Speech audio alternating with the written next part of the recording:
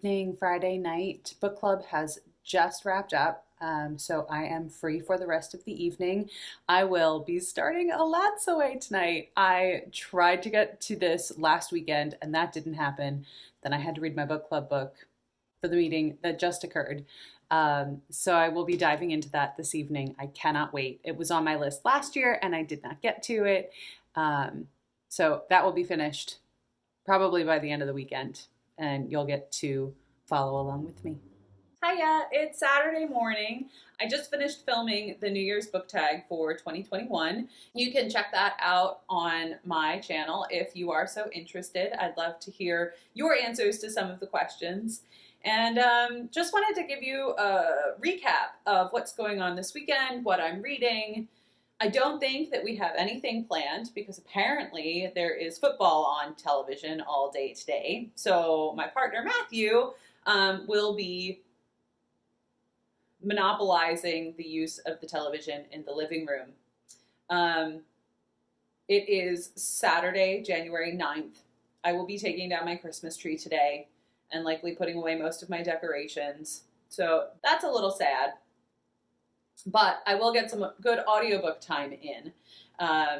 Through the course of the week, I listened to off and on about 2/3 of The Rest is Noise by Alex Ross and narrated by Grover Gardner. So that was sort of driving back and forth from work or from the gym, as well as my warm-up time at the gym or my workout without my trainer, which was on Friday. So a pretty good chunk of that done. And I think with however much time it takes for me to take all of my decorations down and put away, that should give me another pretty good chunk.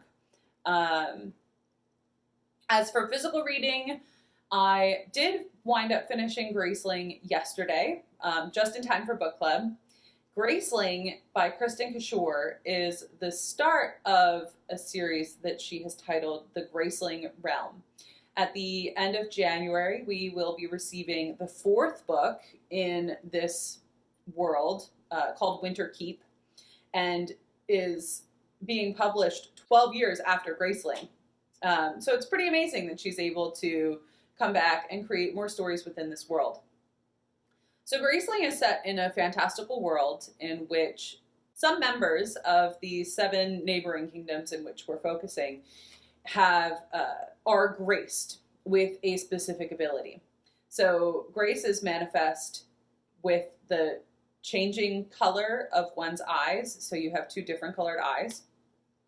And this story focuses on Katza, whose grace in the beginning, we believe, is the ability to enact great violence on others.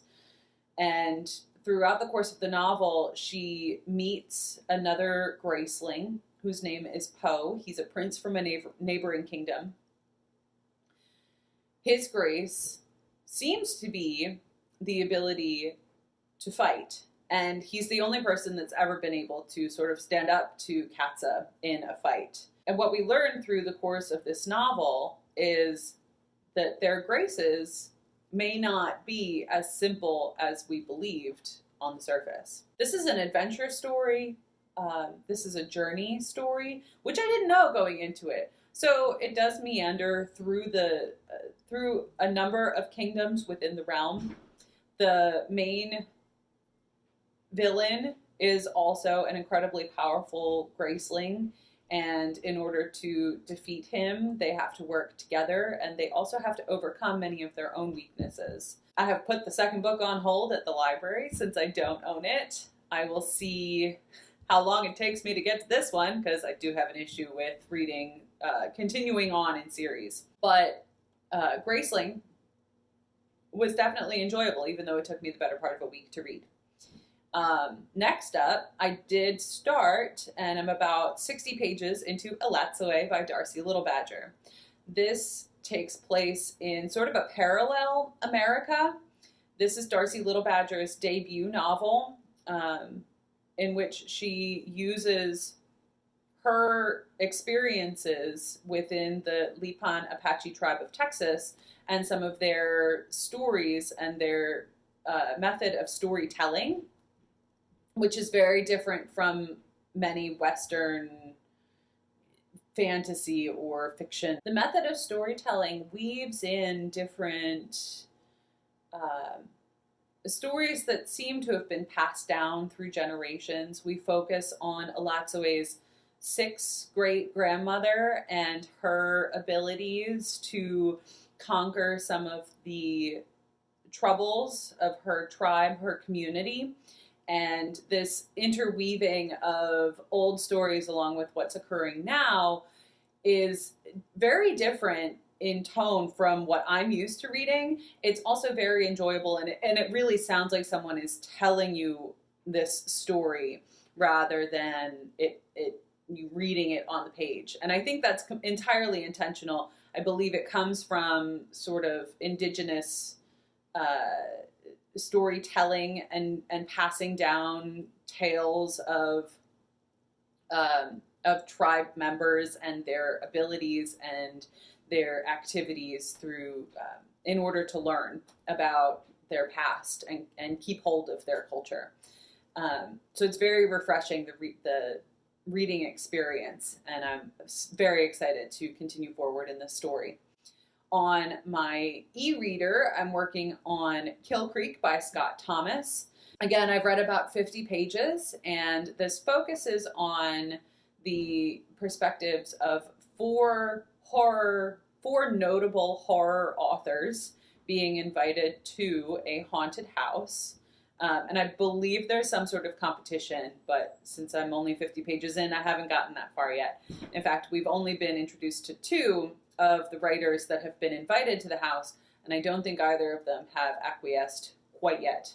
Though based on the synopsis, I know where we're going. The other thing that I'd like to spend some time reading today, I have from the library the graphic novel interpretation of Long Way Down by Jason Reynolds. The art in this is by Danica Novgorodoff. Please excuse my mispronunciation and feel free to correct me in the description box if you feel so inclined.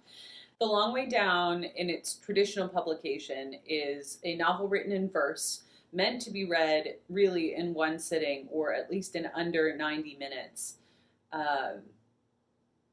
focusing on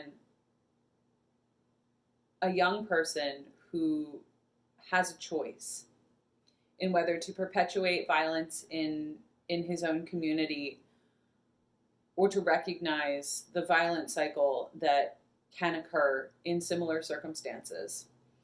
And the graphic novel has received so much praise and is described as being even more gripping and haunting than the verse as originally published. So I will be sure to take my time with this and let you know how it goes. See you later. Just a quick update as I have finished the Long Way Down graphic novel by Jason Reynolds. Please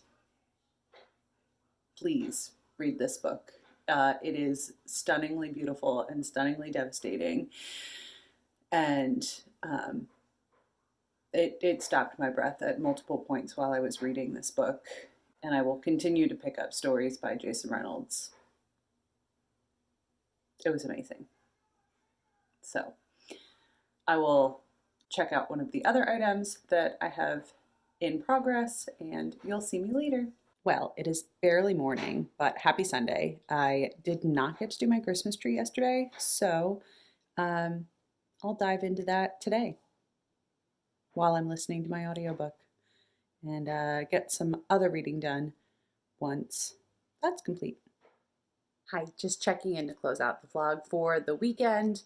I attempted to get some B-roll of my dismantling of my Christmas tree and filled up my phone storage, so the footage did not save. So that's a bummer. What I did manage to do is take down the tree and sit down and listen to the end of The Rest Is Noise by Alex Ross.